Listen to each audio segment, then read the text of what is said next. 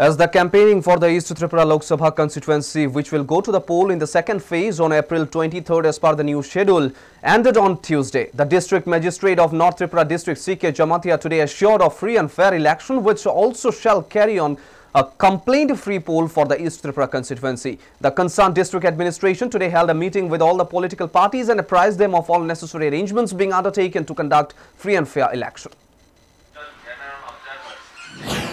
শান্তিপূর্ণভাবে কন্ডাক্ট করার ক্ষেত্রে সমস্ত রাজনৈতিক দলের তরফ থেকে ওনারা সহযোগিতা করার জন্য ওনারা আশ্বাস দিয়েছেন।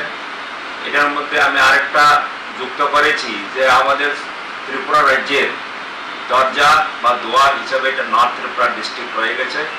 শুধু একমাত্র নর্থ ত্রিপুরা ডিস্ট্রিক্টের মাধ্যমেই আমরা সারা ভারতবর্ষের সঙ্গে যুক্ত হয়ে আছি জিওগ্রাফিক্যালি, এবং তার জন্য আমাদের ত্রিপুরা রাজ্যের এন্ট্রি পয়েন্টে যাতে আমরা সুন্দর সুস্থভাবে আমরা